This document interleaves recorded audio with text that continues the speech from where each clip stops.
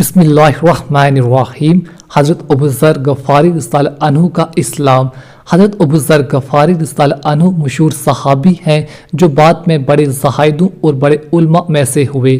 حضرت علی کرم اللہ وجہ کا ارشاد ہے کہ ابوذر رضی اللہ عنہ ایسے علم کو حاصل کیے ہوئے ہیں جس سے لوگ عاجز ہیں، مگر انہوں نے اس کو محفوظ کر رکھا ہے۔ جبکہ ان کو حضور اقدس صلی اللہ تعالیٰ علیہ وسلم کی نبوت کے پہلے خبر پہنچی تو انہوں نے اپنے بھائی کو حالات کی تحقیق کے واسطے مکہ بھیجا کہ جو شخص یہ دعویٰ کرتا ہے کہ میرے پاس وحی آتی ہے اور آسمان کی خبریں آتی ہیں، اس کے حالات معلوم کرے اور اس کے کلام کو غور سے سنے۔ وہ مکہ مکرمہ آئے اور حالات معلوم کرنے کے بعد اپنے بھائی سے جا کر کہا کہ میں نے ان کو اچھی عادتوں اور عمدہ اخلاق کا حکم کرتے دیکھا اور ایک ایسا کلام سنا جو نہ شعر ہے نہ کہانوں کا کلام ہے۔ ابوذر رضی اللہ عنہ کو اس محمل بات سے تشویش نہ ہوئی تو خود سامان سفر کیا اور مکہ پہنچے اور سیدھے مسجد حرم میں گئے۔ حضور اقدس صلی اللہ تعالیٰ علیہ وسلم کو پہچانتے نہیں تھے اور کسی سے پوچھنا مسلط کے خلاف سمجھا۔ شام تک اسی حالت میں رہے۔ شام کو حضرت علی کرم اللہ وجہ نے دیکھا کہ ایک پردیسی مسافر ہے۔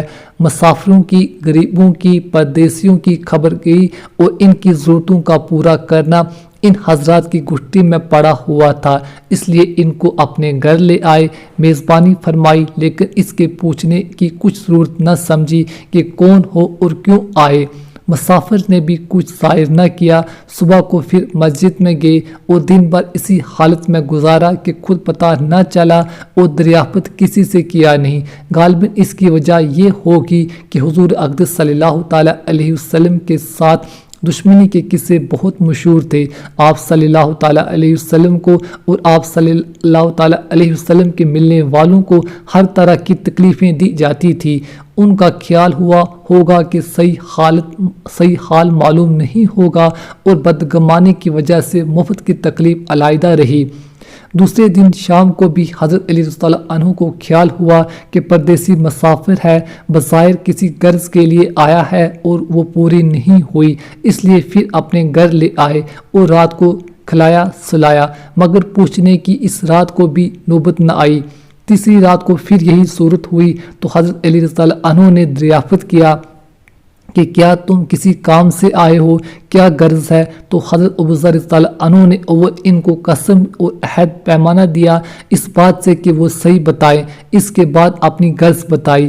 حضرت علی کرم اللہ وجہ نے فرمایا کہ وہ بے شک اللہ کے رسول ہیں اور صبح کو جب میں جاؤں تو تم میرے ساتھ چلنا، میں وہاں تک پہنچا دوں گا، لیکن مخالف کا زور ہے، اس لیے راستے میں اگر مجھے کوئی شخص ایسا ملا جس سے میرے ساتھ چلنے کی وجہ سے تم پر کوئی اندیشہ ہو تو میں پیشاب کرنے لگوں گا یا اپنا جوتا درست کرنے لگوں گا تو تم سیدھے چلنا، میرا ساتھ ٹھہرنا نہیں، جس کی وجہ سے میرا ساتھ ہونا معلوم ہو۔ چنانچہ صبح کو حضرت علی کرم اللہ وجہ نے کے پیچھے حضور اقدس صلی اللہ تعالیٰ علیہ وسلم کی خدمت میں پہنچے، وہاں جا کر بات چیت ہوئی، اسی وقت مسلمان ہو گئے۔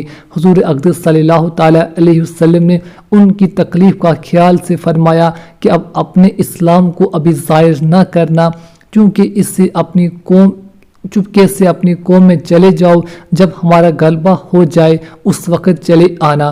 انہوں نے عرض کیا، یا رسول اللہ صلی اللہ تعالیٰ علیہ وسلم، اس ذات کی قسم جس کے قبضے میں میری جان ہے کہ اس کلمے کو تو میں ان بے ایمانوں کے بیچ میں چلا کر پڑھوں گا۔ چنانچہ اسی وقت مسجد حرم میں تشریف لے گئے اور بلند آواز سے کلمہ پڑھا۔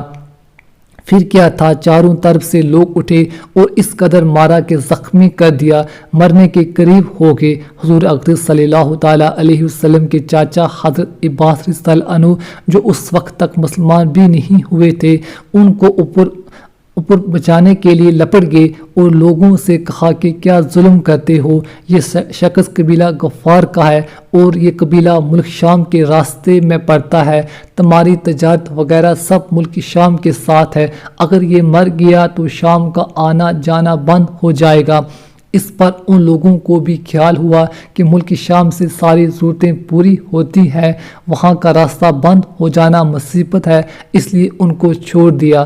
دوسرے دن پھر اسی طرح انہوں نے جا کر بلند آواز کلمہ پڑھا۔ وہ لوگ یہ کلمہ کو سننے کی تاب نہ لگ سکتے تھے، اس لیے ان پر ٹوٹ پڑے۔ دوسرے دن بھی حضرت عباس رضی اللہ عنہ نے اسی طرح ان کو سمجھا کر ہٹایا کہ تمہاری تجارت کا راستہ بند ہو جائے گا۔ حضور اقدس صلی اللہ تعالیٰ علیہ وسلم کی اس ارشاد کے باوجود کہ اپنا اسلام کو چھپاؤ، ان کا یہ فعل حق کا اظہار کا ولولہ اور غلبہ تھا کہ جب دین حق ہے تو کسی کے باپ کا کیا جا رہا ہے جس سے ڈر کر چھپایا جائے۔